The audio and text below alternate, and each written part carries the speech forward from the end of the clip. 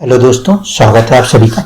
आज के इस कुंडली विश्लेषण में मैं जिस चार्ट की चर्चा करूंगा, इसमें मैं आपको बताऊंगा कि क्यों इंसान के अंदर एक सुसाइडल थॉट आ रहा होता है। ठीक है, तो ध्यान से इस कुंडली को समझिएगा और आपको समझ में आएगा कि कैसे ग्रह की स्थितियां इंसान को ऐसे सोच देती है जो कि वो बार बार ऐसी गलतियां करता है जो उसे नहीं करनी चाहिए। इस कुंडली में हम देखें तो हमारे को जो पहला भाव है वहां पे मिलेगा 9 नंबर। 9 नंबर जो हुआ वो है धनु राशि और उसके स्वामी हैं खुद गुरुदेव। तो 9 नंबर में ही उसके स्वामी गुरुदेव मौजूद हैं। अगर हम नॉर्मल एस्ट्रोलॉजी से देखें तो हमें यहाँ कहना चाहिए कि ये क्या फॉर्म हो रहा है, ये एक महापुरुष राजयोग बन जाएगा। पंच महापुरुष में से एक है जिसे हम कहते हैं हंस राजयोग। मगर इसके बावजूद भी इंसान के अंदर एक सुसाइडल थॉट आ रहा है। क्यों आ रहा है, इसको देखने की जरूरत थी। जब हम इस फर्स्ट हाउस के मिड पे जाते हैं तो हमें लगन मिलती है।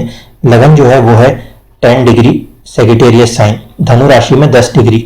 नक्षत्र आप देखिए मूला, और नक्षत्र जो है वो किसका है, केतु का।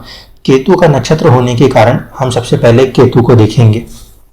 केतु इस कुंडली में 12वें घर में चला गया। अब 12वें घर में केतु का जाना एक तरह से लोग मानते हैं कि मोक्ष के लिए अच्छा है, यानी कि इंसान जो है वो मटीरियलिस्टिक वर्ल्ड से नहीं स्पिरिचुअल वर्ल्ड से देखेंगे तो बहुत अच्छी कंडीशन है। बट मटीरियलिस्टिक वर्ल्ड में मोक्ष को हम उतना ज़्यादा अच्छा नहीं मानते। अब हो क्या रहा है कि केतु यहाँ जिस राशि में गया है वो मंगल की राशि है और इसको हम एक नेगेटिव साइन मानते हैं। मंगल की 2 राशियाँ होती हैं, एक मेष एक वृश्चिक।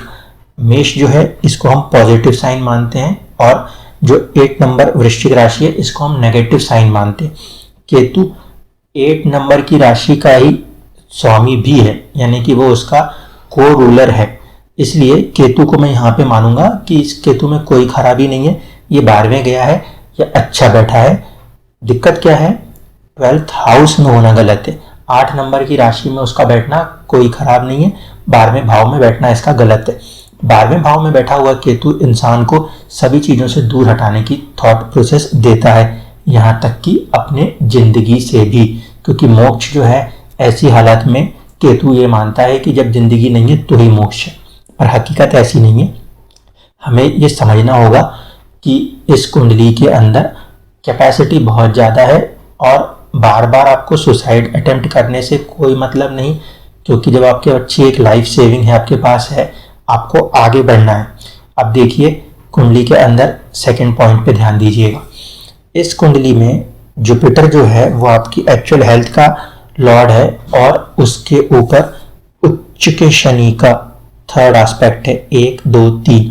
अब यहाँ पे शनि के साथ जो एनर्जी मिक्स है वो है मार्स की एनर्जी का मिक्स। अब शनि और मंगल इन दोनों की कंबाइंड एनर्जी अगर मिक्स होती है तो ये दोनों ही एक तरह के सेपरेटिस्ट प्लैनेट हैं। शनि जो है वो बहुत स्लोनेस का कारण माना जाता है, इट सिग्निफाइज स्लो एक्शंस। और मार्स जो है उसको हर चीज़ डायनामिक सडन चाहिए। इस कारण से आप कई बार गुस्से में आके अपने शरीर के ऊपर बेवजह ही कष्ट दे देते हैं। इसी योग के कारण आपको बॉडी के अंदर जो एक ऑपरेशन हुआ और कुछ पेंसिलियाज हटानी पड़ी, वो इसी बात को दर्शा रही है कि भले यहाँ पे लगन लग्नेश अपने स्वामी के भाव में बैठा है लेकिन उसके ऊपर 2 क्रूर ग्रहों की पृथकता वाली दृष्टि है। इस कारण से बॉडी का कोई ऑर्गन बॉडी से अलग करना पड़ा है।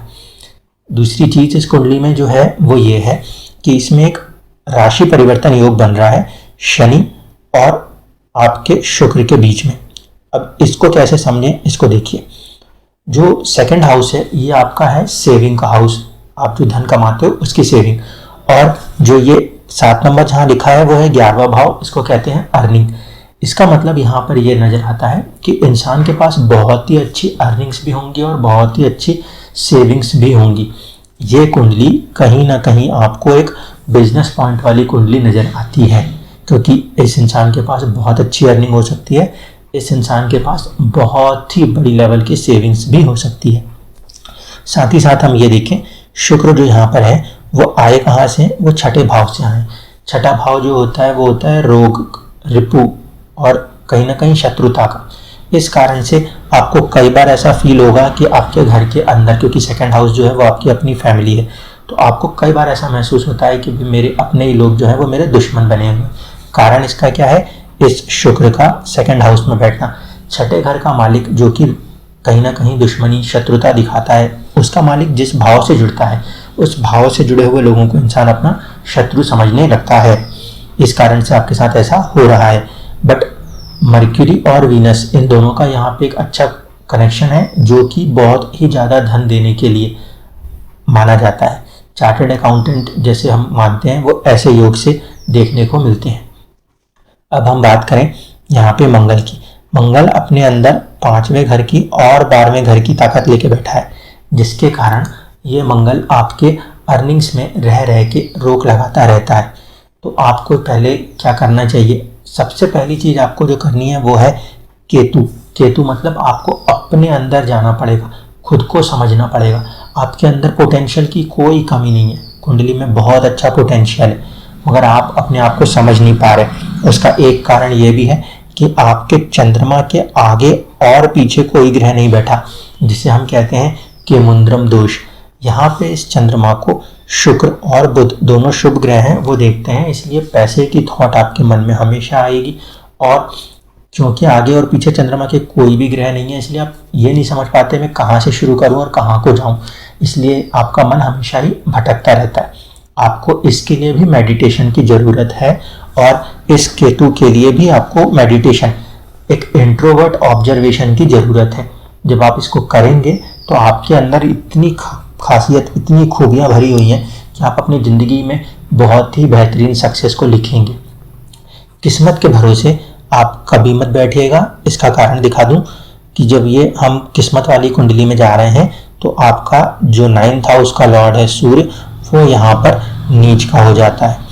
ये देखिए आप, यहाँ पे इसका नीच के हो जाने के कारण हम क्या देख रहे हैं कि ऐसे में हमें को किस्मत उतना ज़्यादा सपोर्ट नहीं कर रही।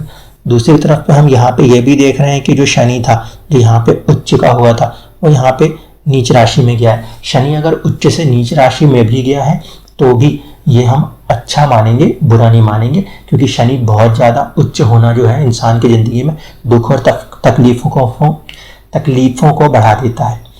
आपके केस में ये थोड़ा सा इस चीज़ को न्यूट्रल करेगा। अगर ग्रह लगन कुंडली में उच्च है और नवमांश में वो नीच है तो हम उसको मानेंगे कि वो न्यूट्रल हो गया है। तो आपके केस में ये शनि अगर नीच हुआ भी है तो आपको घबराने की ज़रूरत नहीं है, वो कम से कम वहाँ न्यूट्रल है, और साथ में उसके मंगल यहाँ पर भी बैठा है, तो हम नॉर्मल उसमें कहेंगे कि नीच भंग भी हो रहा है। और इसी के कारण आपके जो कर्म है, आपका कर्म जब बहुत अच्छे से आप उस पर फोकस्ड कर लोगे, क्योंकि केतु आपको बारीकी देता है, जब आप अपनी बारीकी से अपने कामों पे फोकस्ड हो जाओगे तो आप इतनी ग्रेट सक्सेस लिखोगे कि भले आपकी किस्मत साथ न, आपका कर्म आपका साथ देगा। दूसरी इंपॉर्टेंट बात को देखिए, इस कुंडली में वीनस जो है ना, शुक्र, वो दोनों ही बार लगन कुंडली में भी और इसमें भी 10 नंबर में ही आया है। इसे हम कहते हैं वर्गोत्तम। अब वर्गोत्तम है तो है क्या चीज़? वर्गोत्तम जो है आपकी कुंडली में, एक है छठा घर शत्रुता और दूसरा है 11वां घर जो कि अर्निंग का। इसलिए आपकी कुंडली एक बहुत बड़े लेवल की अर्निंग आपको देने के लिए तैयार बैठी है। सिर्फ आपको अपने अंदर झांकना होगा और अपनी काबिलियत पे भरोसा करना होगा। सुसाइड की कोई भी कोशिश आप कर रहे हैं, ये कभी सफल नहीं होगी, क्योंकि आप ये मान के चलिए आपका कहीं ना कहीं बर्थ का कनेक्शन जो है वो केतु से है। और जब मैंने आपसे कहा था एक कार्मिक डेप्ट है, तो ये ज़िंदगी आपको कुछ बड़ा देने आई है। आप अभी इसलिए वहाँ तक नहीं पहुँच पा रहे हो, क्यों? क्योंकि आप उस चीज़ को पहचान नहीं पा रहे हो।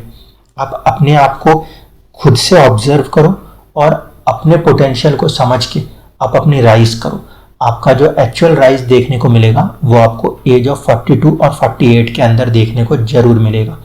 तो मैं आपसे यही कहूँगा, आप खुद को आत्मचिंतन में लेकर आएं और अपनी ग्रोथ को आप खुद लिखेंगे और वो सबसे बेहतरीन ग्रोथ होगी। सो आप इस बात पे हमेशा फोकस्ड रहें कि मुझे बाहर के लोगों से अपने आप को तुलना नहीं करना, हमें खुद को अपने अंदर झांकना है। जब आप इस चीज़ को कर लेंगे तो आपकी ग्रोथ बहुत ही तेज़ी से दिखाई देगी, क्योंकि केतु जो कि साउथ नोड है, उसने सारे पोटेंशियल्स आपके अंदर ही दिए हुए हैं, जिसे आप अभी समझ नहीं पा रहे। मुझे उम्मीद है इस वीडियो के बाद आप अपने पोटेंशियल पे काम करेंगे और उसको समझ के एक बहुत ही बड़ी सक्सेस को दुनिया के सामने रख के दिखाएंगे। Thank you.